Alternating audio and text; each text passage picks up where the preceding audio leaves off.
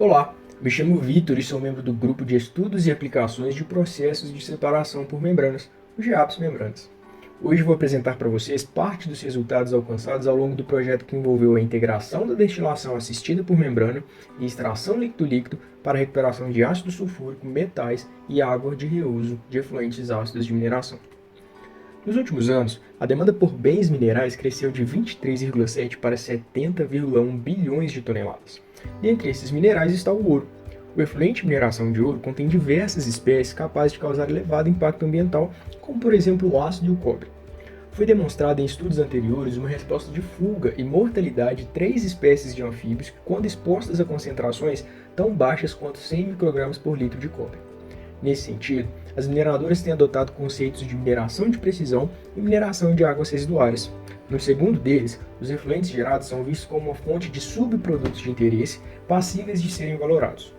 Essa valoração já é uma realidade de 18 dos 27 países da União Europeia que já reutilizam os efluentes e seus subprodutos de alguma forma.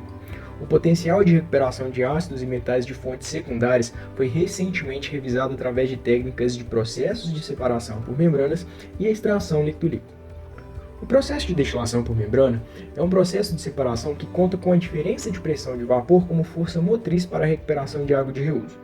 Nele, uma corrente aquecida, representada neste estudo pelo efluente mineração de ouro, é posta em contato direto com uma membrana hidrofóbica e microporosa.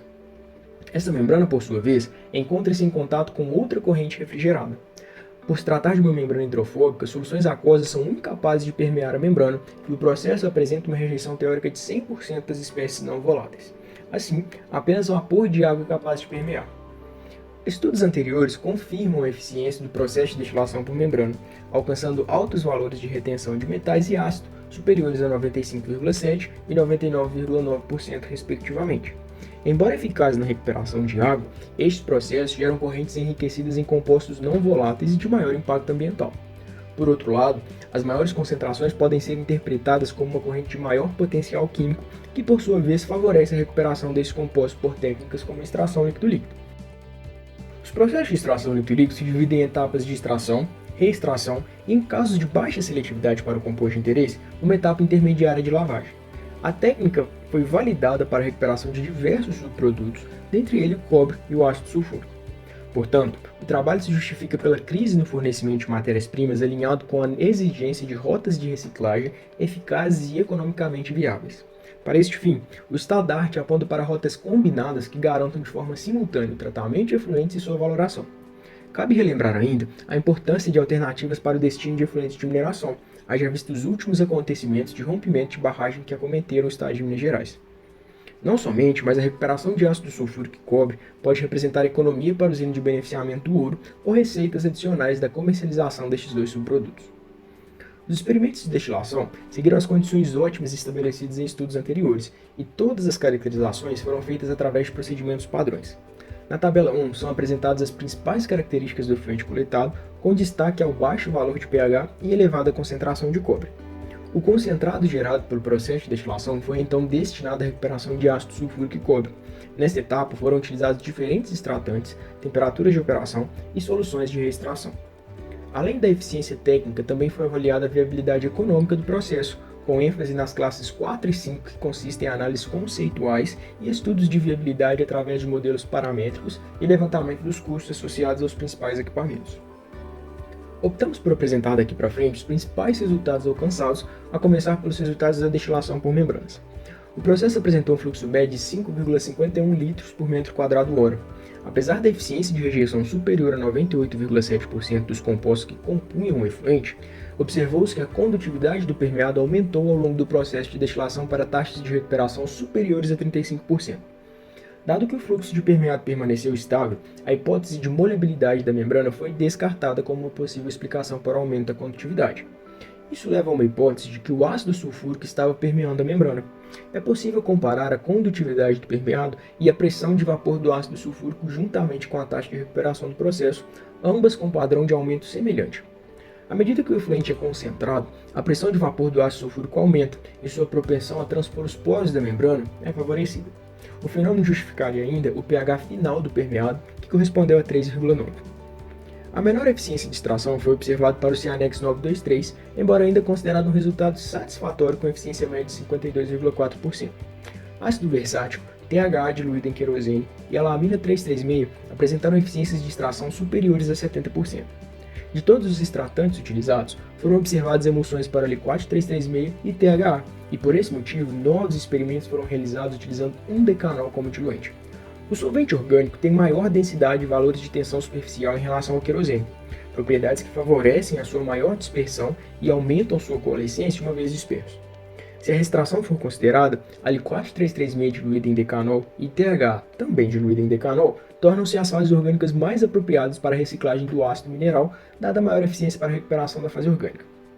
Cabe enfatizar que de nada valeria uma alta eficiência de extração, mas uma baixa eficiência de reextração. Operações em temperaturas mais altas favoreceriam a extração de ácido sulfúrico, processo considerado endotérmico e espontâneo para ambos os extratantes. Enquanto a extração de ácido sulfúrico foi considerada endotérmica, a coextração de cobre parece ser exotérmica e mais pronunciada em condições de temperaturas mais baixas.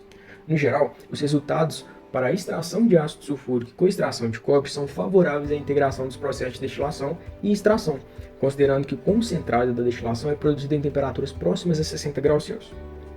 O refinado da extração de ácido foi então submetido à recuperação de cobre, em que 99,3% do subproduto foi recuperado seletivamente em um único estágio de contato.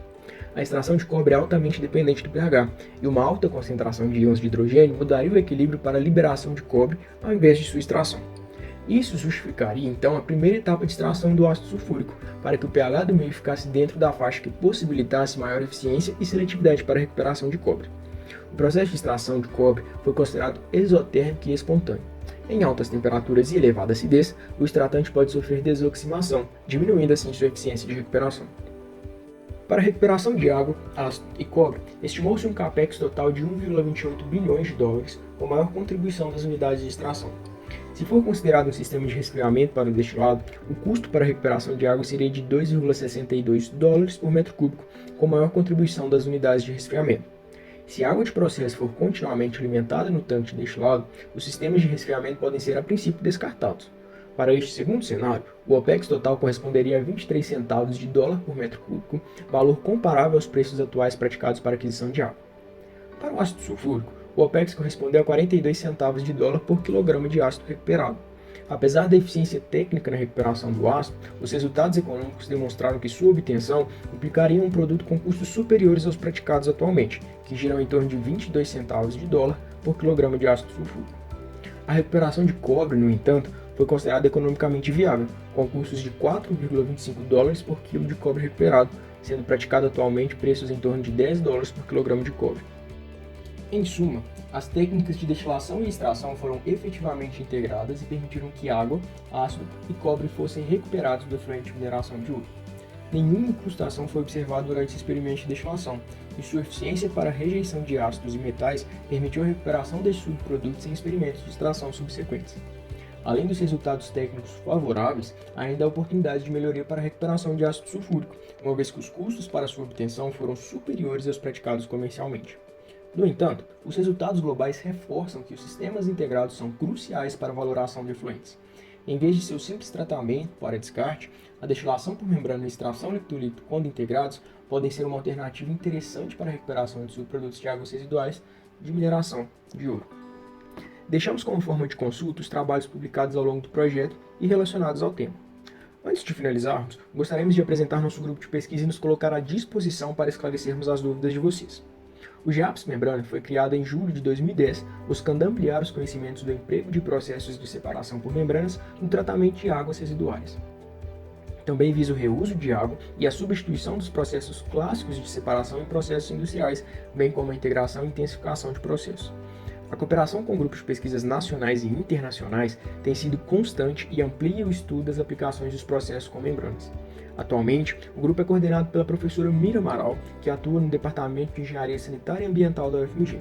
Juntamente com a professora Mira, estão os professores Eduardo Coutinho, professor no mesmo departamento, e a professora Lucilane Santos, professora no Departamento de Engenharia da PUC Minas, instituição parceira do GEAPS Membranas.